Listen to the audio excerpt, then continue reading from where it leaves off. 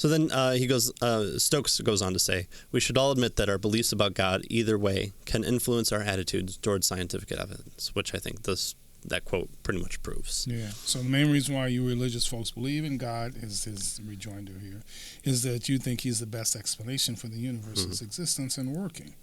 That is, your reason for believing God in the first place is at least largely that he's the best way to account for the ways things are. And so now he's going to question that assumption. Right. The reason why people believe in God is because they think that God is the best explanation for things, right? Is that true? So here's the question we need to ask ourselves. Is that what brought you to God? Is that what caused you to believe in God, that you did this philosophical movement that says, well, let's see, everything needs an explanation, and therefore God seems to be the best explanation. Therefore, I believe in God. Is that the way most people come to believe in God? Right. Yeah, and that's and not he's to going say to question right. that. That's not to say that some people don't, in at least in that fashion. Some people do look at the evidence, and there might be a movement towards intelligent design, but things like when we say God here, I think he has a specific definition of who God is, and that tends to be the biblical God, the God who saves. And so moving from just even intelligent design to the biblical Christian God, I think it would be hard pressed for someone to say, I looked up at the moon, realized that it is there, and it hasn't traveled as far along the way as what we would think when the universe is, or the Earth is so many years old, and therefore God exists and Jesus Christ is his son, and there's more to it, and clearly that's even what the Bible talks about too.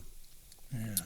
And so, as we would expect with Dr. Stokes, he brings in our good friend Plantica, and because the question is, how many people believe that right. that God believe in God mainly because they think that God's actions is the best explanation for the all the universe, and he says not many. Right. Maybe a few people accept religious beliefs strictly on the basis of what they take the evidence to be. Perhaps, for example, this is true of Antony Flew. In fact, it probably goes the other way, since many people already believe in God. He's going to be the first round draft pick for an explanation of the universe. So that's not to say that he doesn't drive additional support from the belief in God, from his belief that there's an explanation for the universe. But weakening or even defending my belief that God is the universe's cause wouldn't take away my grounds for believing that God exists. It might cause me some consternation, but it's not the primary belief. God is not a scientific hypothesis in his case or in our cases, and this is probably true of most believers. Or a philosophical hypothesis, necessarily. Right. Right. So my belief in God is not, he says personally, speaking for himself, my belief in God is not built upon the belief that he created everything. And I would suggest that many believers, if they think through, didn't come to believe because they thought through philosophical or even scientific problems. Some have, right?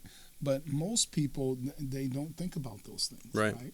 In fact, the scriptures tell us that, that we suppress the truth, that God has revealed himself. So we automatically, right? This is the sensus divinitatis that he talked about in the previous chapter. We already have some knowledge,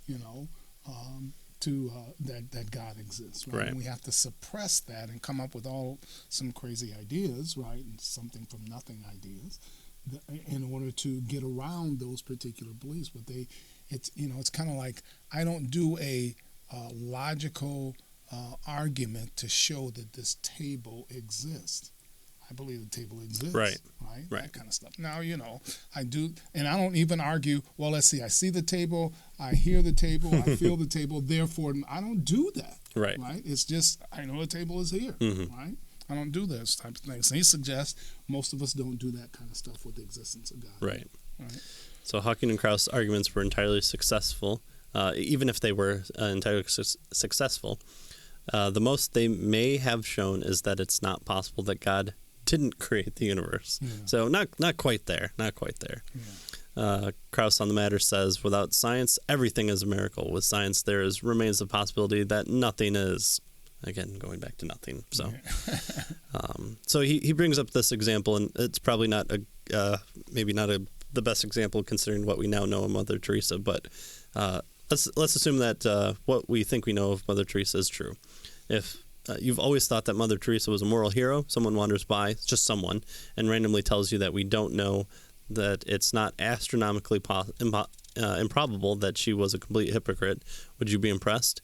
Even if Hawkins and Krauss have shown that it's not impossible that the laws of physics alone can account for the existence of the universe, which I don't think they have come close, we shouldn't be impressed. So just as we wouldn't be impressed by someone trying to upend one of your kind of basic beliefs that is strongly held, just because a couple people tell you doesn't mean that we should kind of take the celebrities, scientists as kind of the be end all.